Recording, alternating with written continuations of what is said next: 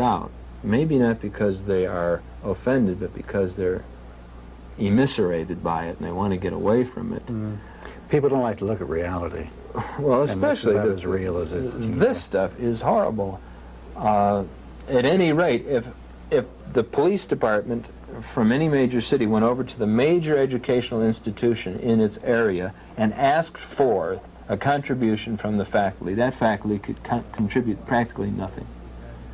Academics have been not necessarily remiss, but they have been oblivious to this. Can I ask you, unless it would compromise your information system, how do you go about getting your information? Observation, interviewing, and interviewing of many kinds. Interviewing kids, interviewing people who are willing to talk, who are on the other side of the street, so to speak, and investigators. Have you written any books, or are you planning any articles or studies on this? I'm working on a book, and I expect it will not be the last book that I'll write about the subject, and I'll be teaching a course on it in the spring, and as far as I know, it'll be the first one ever taught in an American college. Can we talk about the mass media treatment? We've kind of hit on it here and there. From what I seem to get, the electronic media, particularly a couple of TV stations, have done most of the work on it, and the newspapers haven't done much. With the exception of Mark and Gary Fendler. Right, with the exception of the Texan. Right. Well, it's interesting. Throughout all the things that we did, we thought, and perhaps we were in a minority, but we thought it was information that was in the best public interest to know, or at least be exposed to, was not touched by any other local media in town. Do you have any explanation for this? Why didn't the Austin American-Statesman pick up on it? I really don't know. Or the TV station? Did you ever take it to them? But actually, I think the Statesman did run one or two. I think they ran the initial story about Anderson, the pharmacist being busted, and that's what sparked our interest. And of course, and they dropped it. Did you ever talk to the reporter that did that story and see why they didn't pursue the... No, I don't think I did. I think we got so wrapped up in what we were doing. What about down in Houston? Is there any evidence of pressure to keep the lid on down there? Well, when Boys for Sale was shown on TV, it was shown first as a nightly series, and then there was a summary program, which you'll have excerpts of. The biggest bank in Houston withdrew its advertising from the show and from the station because it showed that program. Wow. But they didn't withdraw it until the last... Not the last minute. They kept saying, if you don't kill that program tonight, we're going to withdraw our advertising. And they did. And the bank managed to get the other advertisers for that program to withdraw their advertising. The Houston Post and the Houston Chronicle, again, that story I mentioned in the previous program about the bust of this mansion with this incredibly elaborate film studio in it, emerges in the Post and the Chronicle as a little place with some cameras. Yeah, and the problem is not so much that the incidents are ignored, but there's never any follow-up. There's never any investigation. They just take the easy way out. Something happened, boom, it happened. Next day it's forgotten. What we need in the media is follow-up and investigation on everybody's part, so that we'll become sensitized to the issue. You had some threats of physical violence also when you were doing this investigation. Well, did you not? We were working with some people from Houston who knew a lot more about it than we did, and they, of course, counseled us and said, beware. I had my windshield broken in. I mean, a brick thrown through my windshield. I don't know if that was entirely coincidental. I sincerely doubt it, just because of the timing and nature. Well, this may be one very good reason why there hadn't been a lot of investigative reporting now. Well, Tom related story in Houston, the shotgun incident, has had some problems. Well, the moderator of the show, Boys for Sale, had a shotgun blast go through his window, and then another one go through his that is the window of his home, and then another blast go through the windshield of his car as he was approaching the car to get into it. That kind of signal usually is sufficient to warn a person off. Any one of us in the country, and there aren't very many of us who have worked intensely on this for a period of years, has received threats. And has been subject to at least feigned attempts. And the idea is that that should scare us off. It has worked with a whole lot of people. The day after Part 1 of Boys for Sale was cablecast, Tom Philpott's van was vandalized. The tires were slashed, and the accelerator was jammed to the floor. And then the following week, Tom was shot in what appears to have been an assassination attempt. Has anybody been killed? Actually, what about the guy that wrote the book that he got a shotgun blast that did wound him, I think, pretty seriously, didn't it? Well, what then should society do about this? How can this problem be dealt with? Well, it's a tall question. Yeah. Law enforcement has to be activated, and it has to be supported, and it has to be seen through the end of the procedure, so that you don't have congressmen pleading not guilty or nolo contendere and getting no penalty. The kids who are rescued in this process have got to be cared for and helped, and no one really knows how to do it, but it's got to be done. A way has got to be found. They've got to be helped. And then most obviously, we've got to find a way to reestablish a society which does not throw up, literally, 500,000 kids a year onto the city streets and leave them there to be hurt. American families have to have support. It's good enough to say to families, love your children, but they have to have the wherewithal to care for their children, and obviously American families do not. These kids are not minority kids in the main, but they're mainly poor kids. They're from hard-driven, hard-living families. And it's so very, very sad, and it's so sad that we need to respond to them. We people who've got our stuff together and who think we know a lot about a lot of things, we just need to reach out to those kinds of kids. We need to go out there and find them. How quickly can a city like Houston move in this area? Well, we can move as quickly in this area as we have been in other areas. We can build a $1 billion Houston center downtown, and we can certainly move quickly to solve human problems and problems of people. Father McGinnis, do you see a role for big business in Houston in this plan? Yeah, one role is money.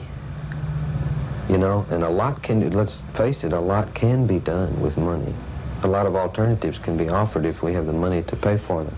And there's enough excess money in 10 corporations in this city to do anything we would want to save every one of these kids. Shocking as it is, when you put it in perspective, maybe it's really not quite so unexpected considering the history of what the people have been subject to, who have been under the control and rule of these people. And you start to think about what's been done to the Indians, the terrible working conditions that people lived in for years and worked under for years, the dangerous condition, the pesticides that people are forced to ingest, the lack of safety in the places where we work, wars where people are slaughtered.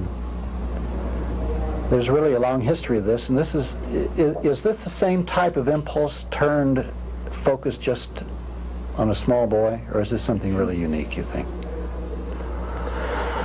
That isn't easy to answer, Frank, because in all honesty, this subject has baffled me from the time I first became aware of it until this day. I can't understand it. And I'm trying very hard, and it's very difficult. As an historian, I know that this society, probably above all in the world and in the history of the world, romanticizes childhood. But the historical record, child labor, for one thing, indicates that this society has not been good to children, has not protected children. In fact, is contemptuous of children, heartless to children. And they're such helpless victims. Who can they go to? What constituency do they have? Nobody. The heartlessness that goes into it is certainly somehow connected with the heartlessness which ground up the Indians, black people. immigrant laborers, poor people in general, which is motivating the cuts in social programs today. Blindness to the actual living reality of people's situations. Yes, it's connected. But this is it's about the most hair-raising thing I think I've encountered in studying the history of my country. The slaughter of the innocents. It's the greatest slaughter of the innocents since Herod. And it goes on and on and on. And when the public gets a hint of it, nothing happens. The case of Price Daniel is instructive there. It came out in the custody hearing of Mrs. Daniel, who admitted to shooting her husband, that he attacked their son, and there was testimony that he had relations with other adolescents. There wasn't any inquiry as to what that might mean for society. Price Daniel is one of the major names of Texas. And all these other names that we've mentioned of people who have been caught and let off. There doesn't seem to be any willingness to make the connections which you have implied and face them. And it's time we did, right? Yeah, you're damn right, it's time we did. There needs to be police action. There needs to be action in the academy of which I am part to study this. There has to be rehabilitation for kids, and most of all, American families have got to be put on a footing where their children are not in jeopardy of being lost in this way. The whole society has got to answer for this, do something about it. If we don't make this move, what do you think the results would be in Houston? It'll get worse and worse and worse. There'll be kids killed in the dead of night and dumped on the highway like they are right now. It'll get worse. It'll never get better. You don't sit back and see something like this. History has proven that. And just watch it and it gets better. It'll get worse, much worse.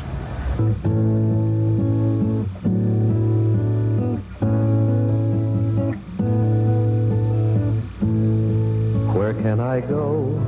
What am I looking for? How can I touch what's deep inside? What have I lost? How can I find a love at last to ease my mind? Who can I find to tell me who I am? Who can I find to hold me closely? What have I got? How can I give a love at last to ease my mind? For love nor money do I seek among the streets by day or night. I've found it is not there, but maybe just that one day, one time, someday I will find a love at last to ease my mind. Who can I find to tell me who I am? Who can I find to hold me closely? What have I got? How can I give a love at last to ease my mind?